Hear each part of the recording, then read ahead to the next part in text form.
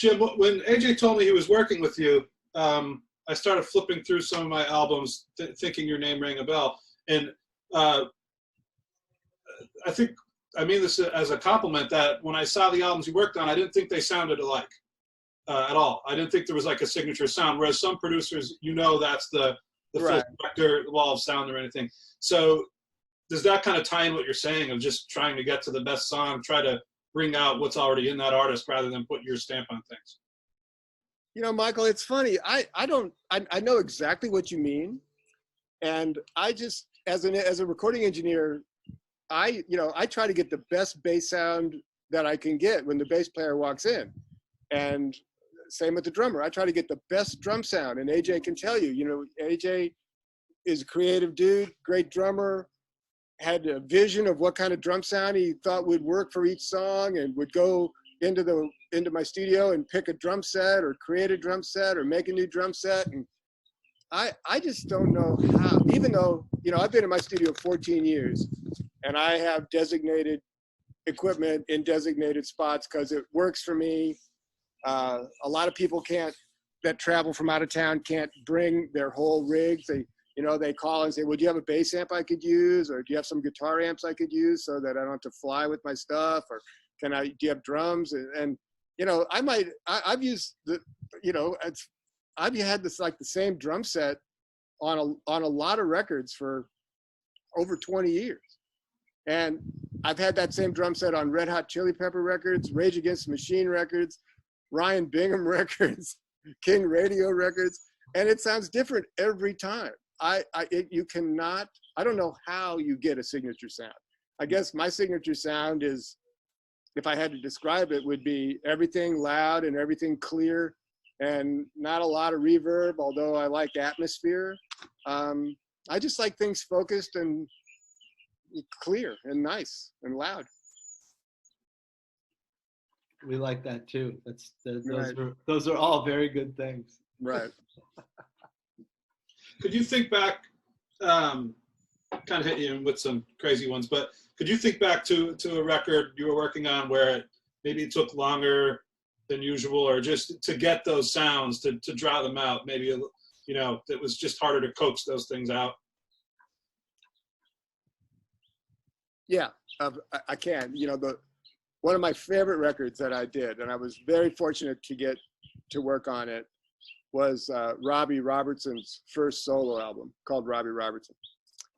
And I worked on that. I was hired for 6 weeks. They figured that, you know, back in the early 80s, you know, the usual album budget was 300 hours.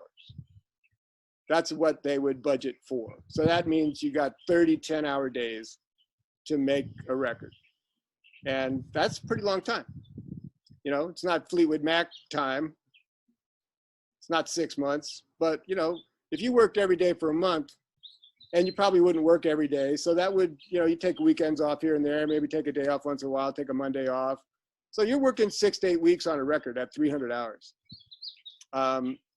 Robbie's record, I worked on that record for 18 months, almost every day. We did have a couple of detours, in that we got derailed a little bit and made some songs with Eric Clapton for the Pool movie, The Color of Money, Paul Newman movie. That took a bit of time, and there was a couple other experiments, but we rarely stopped and started. Robbie and I just worked on it over and over and over, and we were always looking for something. And of course, that was before there were computers involved in making of music. So anything that you wanted to change or move or experiment with, all those experiments were done in real time, either by a human or by a human manipulating a tape recorder or a pedal or just trying to create a sound out of something. So that would have to be the one that comes up. I mean, it was well worth it. It's an amazing record. It's really detailed. The songs are great, and even in the middle of the record, we would have a song almost finished, and then Robbie would come in and say, Jim, can you make me a reel of tape? Make me a second reel of tape so that I can try some experiments. I go, yeah, sure, I can do that. What do you want to do? He says, well, make me a reel of tape, but erase everything in all the pre-choruses. Just verse is going to go by, and then when we hit the pre-chorus, just going to have the drums, and then the chorus will come blasting back in when it's time for the chorus. I got another idea. It's like, you do? Okay. So then, you know, he would work on pre-chorus ideas and maybe write different words and change different chords and different atmosphere. And I mean, Robbie's very creative and very experimental, and there's kind of no rushing him, which is actually the good news. That's why the band was so amazing, because he's amazing. But, you know, just real time. You know, it takes 5 minutes to listen to a 5-minute song. I mean, it just, no matter what you do, it's going to take 5 minutes. So when you're doing that all day long, listening to songs or playing a chorus over and over, or trying to write lyrics, or trying to sing a chorus, or trying to play a guitar solo, or whatever you're doing, it, you know, time goes by if you just stay in there. There's no quick way to do it, especially in real time without a computer. Right. Now, Jim, give us a little insight of how you got into this business. I know it's, you know, this, you didn't, you know, you haven't been a recording engineer or a mixer or producer, you know, your whole professional career. You kind of, you know, you got into this a little bit later in the game. I did. You know, everybody's got a story. The quick story about me is I was a drummer as a kid. You know, the Beatles hit in the 60s, and, you know, I just thought I tried to play guitar when I was younger, but my hands are like, I'm a catcher. You know, like I got big fat, like ham hock hands. Guitar wasn't going to make it. And, you know, playing trumpet in the school band wasn't really cool. I didn't want to really be a trumpet player. And so you know, the Beatles hit, and I thought being a drummer would be cool. And so I just taught myself how to play drums, and bought a set of drums and got in some bands in junior high school and high school. And I had a great time, and came out to California to go to college, and was trying to get into some bands, and realized that I was a terrible drummer and no one wanted to play with me, and I could barely count to 4. But I met some guys who were actually very talented as young men. You know, we were teenagers, but they were very talented, and they were writing their own songs, and they knew a lot about music. And it wasn't just cover songs. It wasn't just playing Beatles songs or Creedence songs or something. It was, they were writing songs that were important, and I loved their songs. Like, God, how did you think of that? How do you write a song? How do you write words and choruses? One thing led to another, and I was never their drummer, but I was always their friend and their roommate. And the earliest evolution was I went to one of their coffee house gigs, and, you know, it was sort of like a one mic kind of thing, and you couldn't hear all the cool stuff they were doing. Couldn't hear the vocal harmonies, you couldn't hear the second guitar line, you couldn't hear the piano player. I just thought, man, I had a better sounding band when I was in high school. I'm gonna go buy a PA and mix these guys. So I did. I bought a PA and started mixing this band, and one thing led to another, and we bought a bigger PA and started doing bigger gigs, and then we started making our own home recordings on tape recorders that we bought. And never once did I think that I was a recording engineer or a producer at that time. I was just their buddy who wanted him to sound good. And I was not in the band. So when they would turn to me and go, well, which part do you like, Jim? You like the guitar part, or you like the keyboard part? I had a vote. So I would vote like, well, I think the keyboard part is better. And we're like, oh, okay. So we'd use the keyboard part. Well, that's kind of producing in its simplest form. So that's really it, man. You know, I was just kind of seduced by the music, how to make music instead of play music.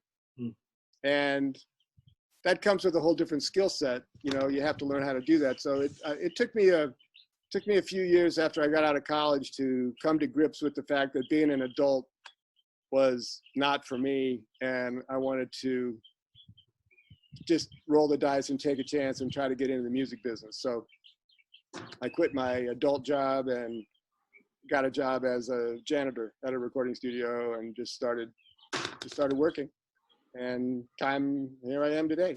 You know, I was a janitor, and then I was a gopher, and then I was a maintenance guy, and then I went on the road with their recording trucks and recorded bands all over the country. And then I went in the studio as an assistant engineer.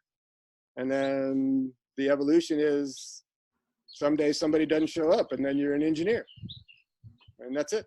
And then somebody doesn't show up, and then you're a producer, or somebody asks you what you think. You know, if nobody asks you what you think, you don't say anything. But if somebody asks you what you think, which one do you like, Jim? Take one or take two? If you say, gee, I don't know, I really wasn't paying attention, you're useless. But if you could say, well, actually, since you asked, here's the good one. And if you're right and they trust you, then they start asking you more and more about what you think. And that's kind of what, it's just communication, but that's kind of what producing is. Producing is knowing where the good stuff is all the time, even if the artist doesn't really know where it is or think they've done it.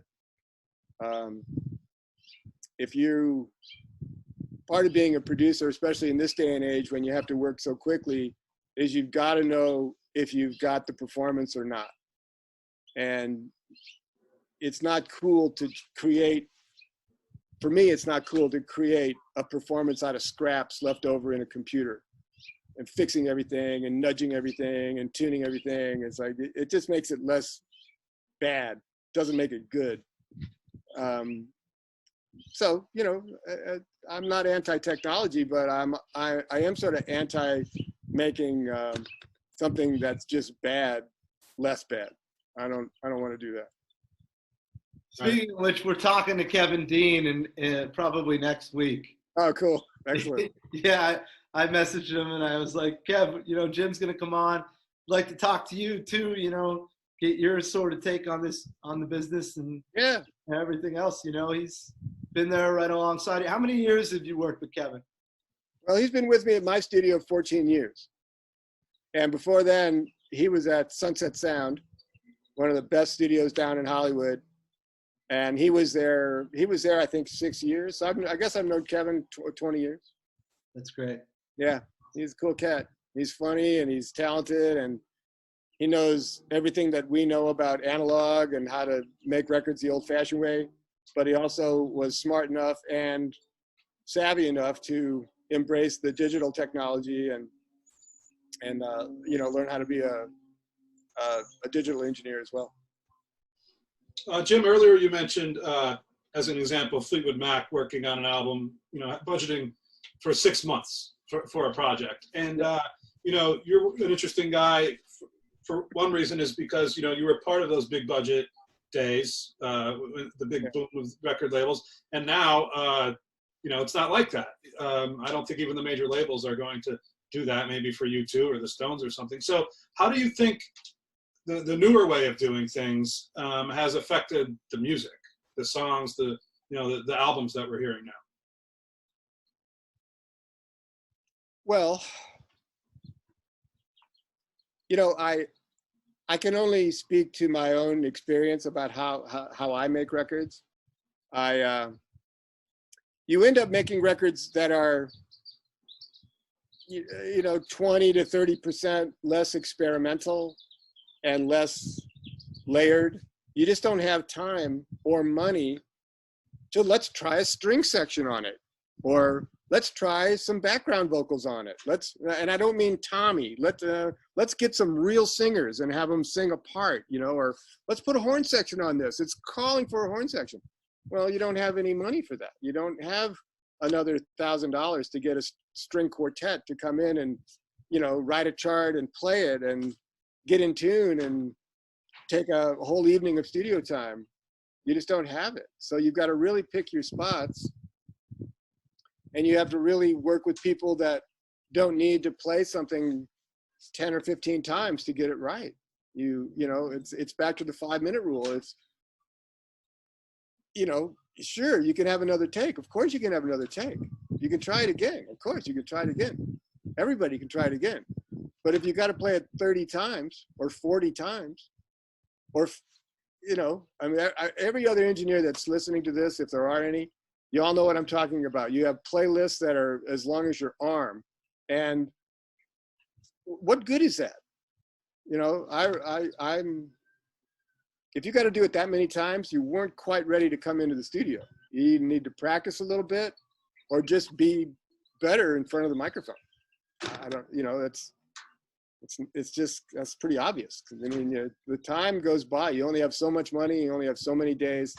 So I think that the biggest difference is, you know, I mean, you listen to those beautiful 70s records and 80s records, they have orchestras. The Dan Fogelberg records have orchestras, and Elton John records have orchestras, and man, oh man, but that, you know, Beatles records, come on, you know, they had arrangements and, you know, very, very musical people, you know, making plans and scheduling people and writing charts and all that kind of stuff that now we kind of don't do. We don't have time. I mostly just get bands in there, and nobody has to write anything down because they all know their song and they all play it and they kind of know what they're going to play, and, you know, overdub the guitar solo and overdub a harmony part and put shakers and tambourines and maybe a piano line or something. But that's the big difference. That's, you just can't, there isn't the time or the money to fully take another 2 weeks to just experiment for a day on every song.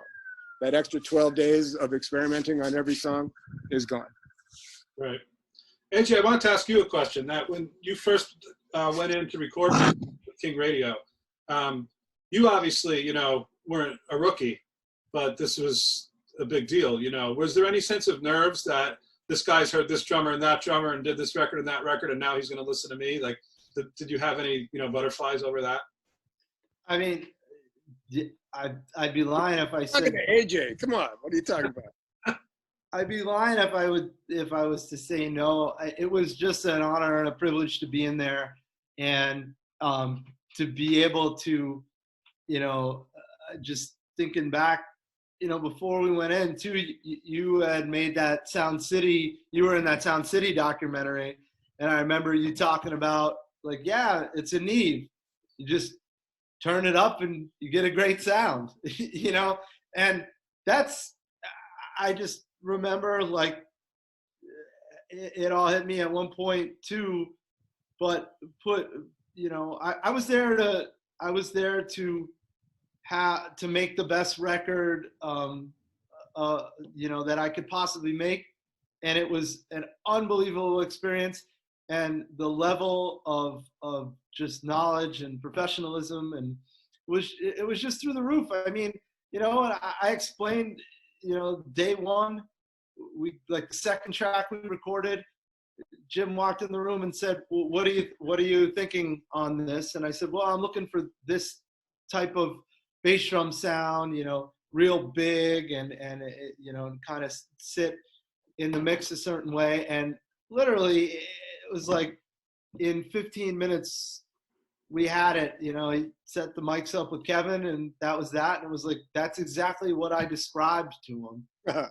You know, and it was awesome. And like, I was just like, you know, to me, you know, and this was even a couple years back, it was like such a privilege to be able to work at that level, because like Jim said, oftentimes, you know, we had a little time. We didn't have any major budget, but we budgeted the days out, and we were there for, you know, 7 straight days. So we knew we had a little bit of time, you know, and more than just like going into some studio and, okay, we have 8 hours, or yeah, some folks only have, and then you really have to, you know, really scrounge together with the time, and, you know, okay, just get a quick sound and use the same, you know, the same drum sound for every single track. Where this, like Jim said, like, you know, I went in, PLYRZ is such a great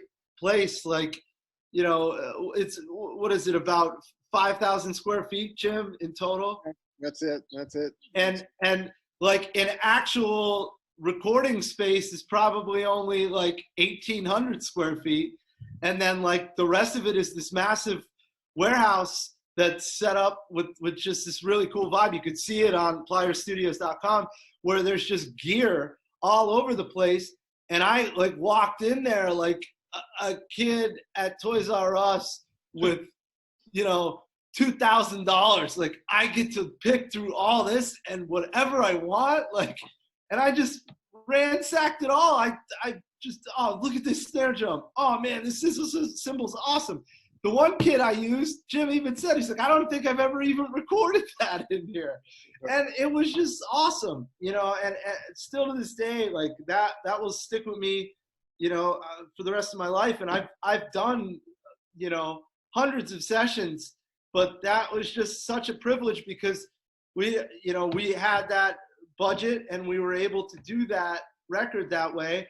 And, you know, I'm not used to being able to have that time and to think like that and to put the thought into it. AJ, was there any, you know, to ask you another one, after having done what you had done with all these different bands all over the place, toured over most of the country, but to work at that level, at that studio with Jim and his team, did it give you a sense of also confirmation that, you know what, I am on the right path, you know, as a musician, I'm, you know, this isn't, you know, some cover gig on a Thursday, you know, at a bar. This is legit. Well, I mean, you know, I try to look at everything like, I realized going into that is like, and like Jim said in the beginning, he picks who he wants to work with because people want to work with Jim, and you know, and Justin King, who was the main writer, the backbone of King Radio, he worked on a major label album with Jim, you know, years earlier, and it was his idea to, you know, to contact Jim and see if he would like to work with us, and when Jim agreed, you know, that it was great to know that he thought the songs were great and that he wanted to be a part of them. And sure, like I had thought at that point, well, you know, it's not just me that thinks these are good. It's people that, you know, have been in there, and, you know, like he was explaining before, Jim's not a guy that's going to make the monkey meat, basically chopping up tracks and just making people sound good. You know, it's again, it's no bullshit. It's the real world of recording when you go to PLYRZ. You know, you're not going there, and I didn't play 10 bars of a track and said, okay, copy and paste me now and beat detect me. And it was none of that. And that's one thing that I think, I mean, you know, I don't know how you feel about this, Jim, but that's where I think music has gone a little bit in a negative sense. Like, yes, computers can be used, you know, in a positive light, but then there's also, you know, making folks sound, you know, on a recording, like, you know, like they definitely don't sound. Yeah. Well, I think it comes with your age and how much music you've actually listened to and how music makes you feel. You know, fixing things is nothing new. Fixing things is not a result of somebody inventing Pro Tools or a computer. You know, we would fix things all the time on analog tape. You'd punch in to fix it. If the bass player was late on the downbeat, you'd get him back in there and you'd play along and you'd punch him in until he got it in time.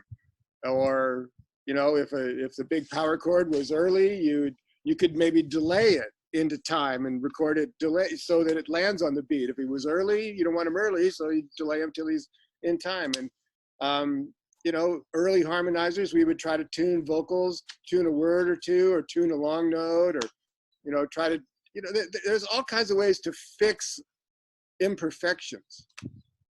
And fixing imperfections is probably a good idea because you don't want mistakes going out on your record. You know, you want to sound like you know what you're doing, but it can easily get out of hand. And I hear it all the time. I hear it in every media source, every movie soundtrack. You know, if I happen to turn on any sort of modern music at all I hear is computers and auto-tune. I mean, I don't think, you know, you're not fooling me when you auto-tune a whole track. I hear it, and I don't really want to hear it. And certain genres of music these days, they're tuning singers that can actually sing. Like, let it be. Let me hear this person sing. It's going to be better than that whiny, janky, compressed keyboard sounding thing that you're calling the vocal now. It's like, you know, I hate.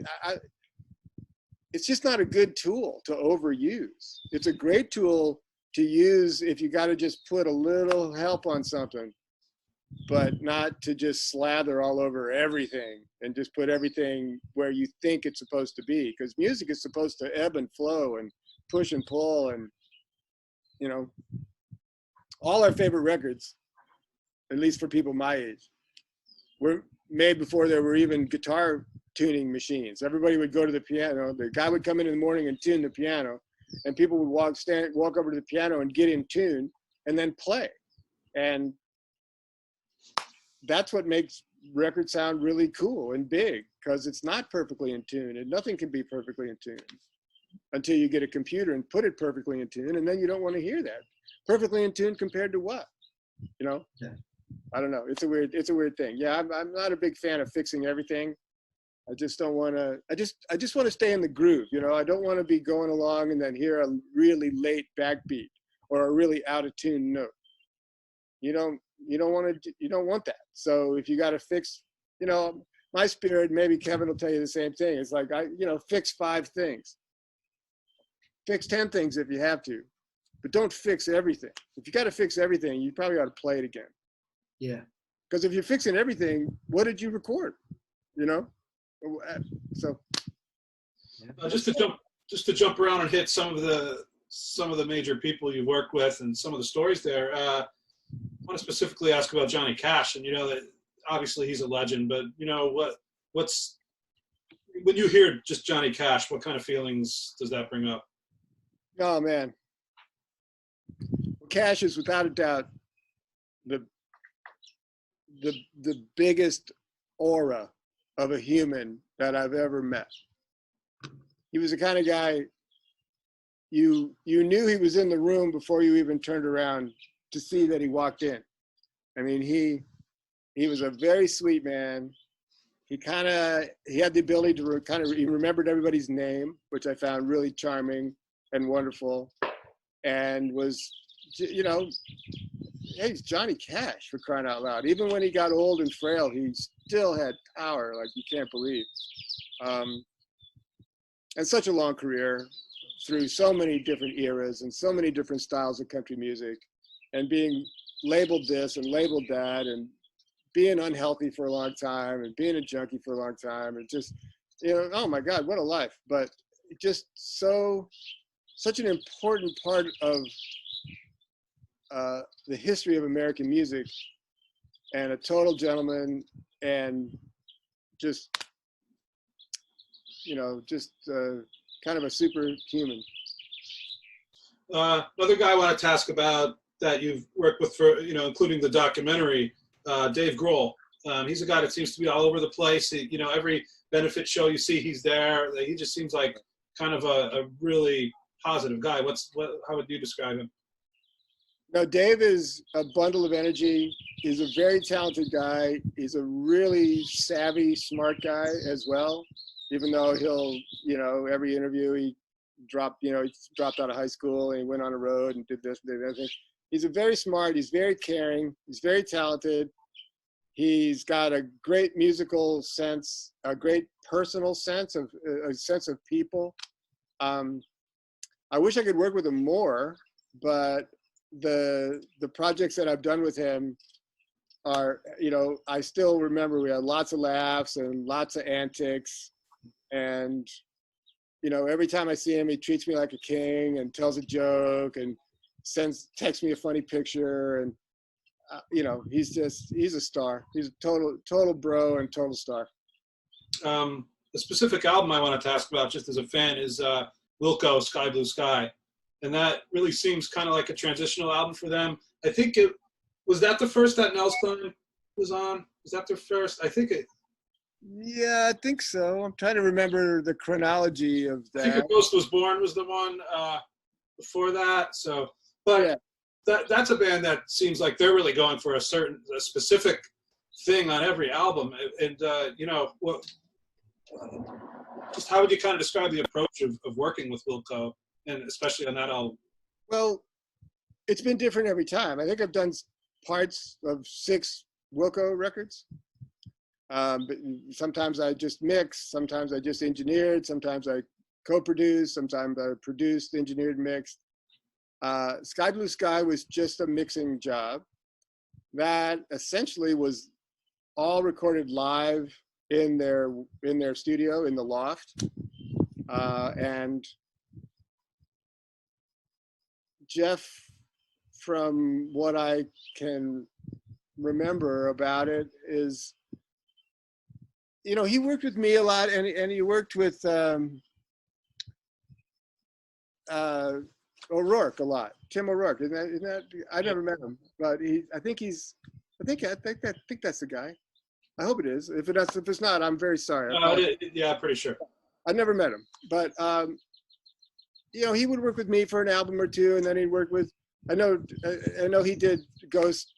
You know, their biggest album was Ghost, and I think he had a mix. He had a go at mixing Sky Blue Sky, and I think somehow it just got too clean and kind of too good and kind of fixed up. And he wanted to just sort of hear, you know, the toe tapping on the wood floor, and we wanted to hear the Chicago streets outside the window. It's not a recording studio. It's just a warehouse. You know, it's a loft. And it's noisy and it's funky and it's weird, but that's what he wanted to hear. So when I mixed Sky Blue Sky,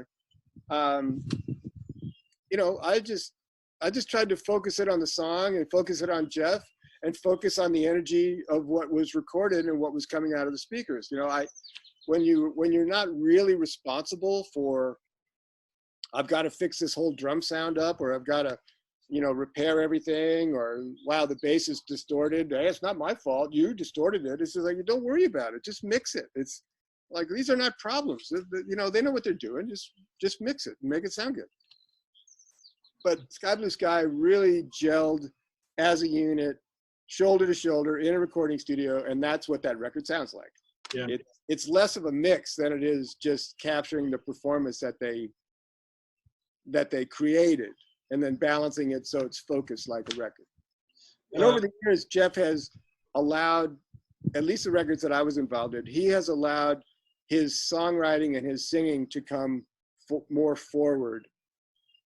And it's less about noise, and it's less about crummy, and it's less about lo-fi, and more about the craft, and more about just how great he is. Earlier, you were talking just about songs, getting the best songs out of people, and a guy that seemed to have songs just coming out of his pores was Tom Petty.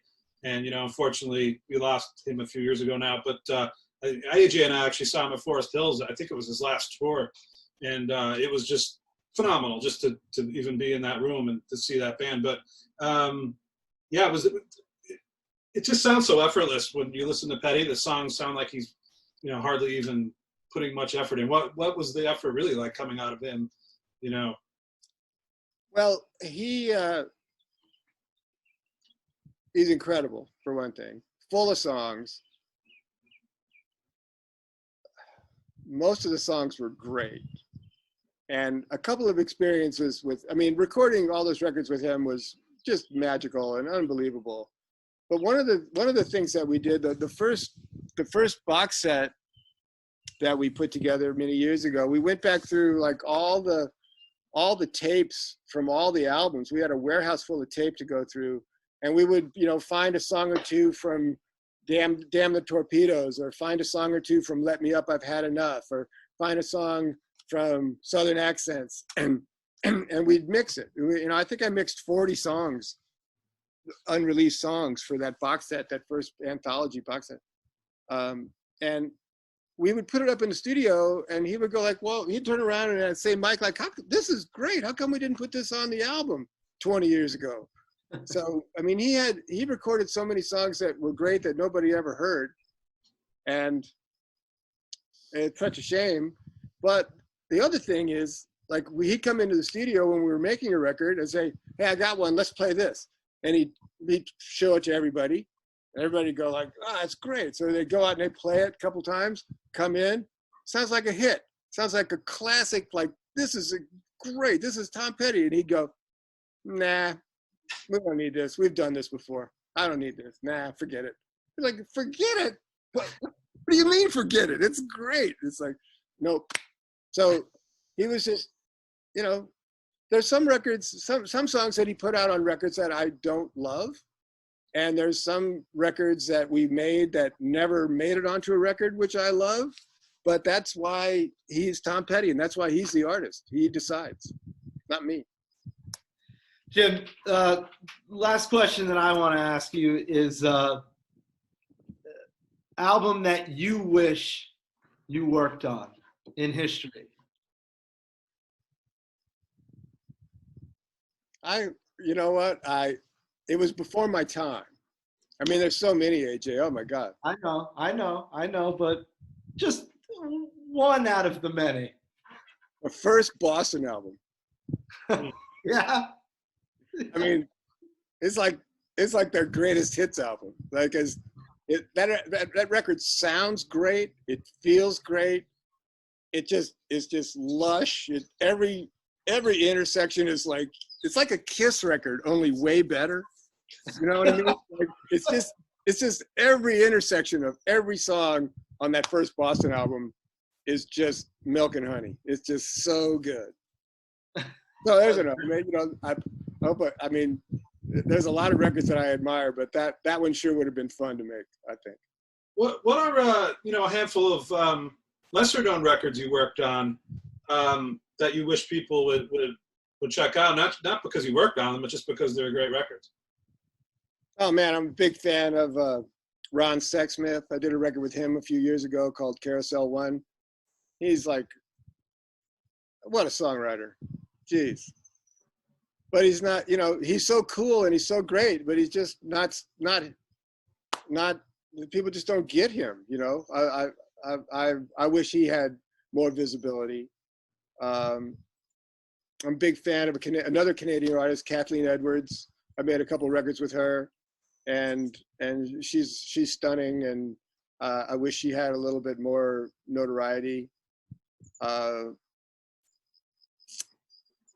You know, even the Tedeschi Trucks Band, as big and as popular as they are, I wish that they were at the stadium level that they deserve to be at. I don't know if they want to be at the stadium level as humans. I don't know if they really want to do that, but just how amazing Susan is and how amazing Derek is. And then that 12-piece band that serves that purpose is unique. Nobody's doing that. Nobody's doing that like that at that level. And, you know, we're all very grateful for their success, and I'm grateful to be involved with them. But if there was ever anybody that was overlooked or underrated, it's them at this point in time. Before we let you go for the evening, is there any projects you're going to be working on, or you're working on in the background now, that you wanted to talk about, or stuff you're looking forward to in the near future? Absolutely, yeah. Thanks for asking. There's two things that are really important to me, maybe more right now, but I'm in the middle of a record for a friend of mine, amazing artist named Neal Casal, who sadly passed away over a year ago. He took his own life, and we're very sad about that. And everyone, you know, if I would encourage everyone who's feeling desperate in any way to get help. And that's kind of what we're doing with Neal's music. We're going to record, by the time it's all done, David Schools from Widespread Panic and I are co-producing a Neal Casal memorial album. We have a cavalcade of stars. A lot of amazing artists are coming to sing his songs, and we're going to tie it in with Music Cares and we're gonna, we're gonna make a movie about making the album. We're gonna release the album, and the money that we make is gonna go to a foundation that we created in Neal's name, and gonna raise money for suicide awareness, and just try to help people. But he was a really close friend of mine. I produced his first record and his third record, and I was making his last record with him, with his band Circles Around the Sun, when he passed away. So it's a very joyful project if it just wasn't so sad, So that's important to me. Another record that I've put a lot of effort into this year is a really wonderful artist named Monroe. Lauren is she's a spectacular singer and songwriter, but she comes at it from a spiritual place of love and healing. She's not just a pop artist or a folk artist. Her music is about healing and strength and teaching. She's a teacher and a healer and a clairvoyant and just, she's a very spiritual, wonderful, mystical person, but her songs are beautiful and approachable and hooky and developed and layered and really, really beautiful. So I'm really excited about it. That we've recorded almost 20 songs with her. We're gonna put the first 6 are coming out in July, and on an EP. And I guess those are the 2 things that I'm working on that haven't come out. But just my most recent thing was Joe Satriani's new record that just came out about a week ago. A beautiful record. Joe's a great guy. We had a great band, had a really good time. And he's such an amazing guitar player and a great songwriter. And just, he's been in the business a long, long time. And the record that we made debuted top 10. It went at number 8 on Billboard all albums. So that's his highest charting record to release. And I'm delighted to have worked with him, co-produce it with him. And it's very, very, I just find it a miracle that I can still make records and people buy them and artists tour and put them out, so. All right, Jim. Well, AJ, anything else to add before we wrap up? No, thanks again, Jim. Thanks for everything, and congratulations on charting on that record. That's awesome, man. Yeah. Well, I don't want to give away too many secrets, but my manager told me that when it charted top 10, that I have had a top 10 record now in each of the last 5 decades. Whoa. So that's awesome. You on that one for a minute. Wow. Nothing wrong with that though, man. No, it's funny. It's funny. It's just, luckily it's 2020, so I just snuck into this decade, but it's pretty funny.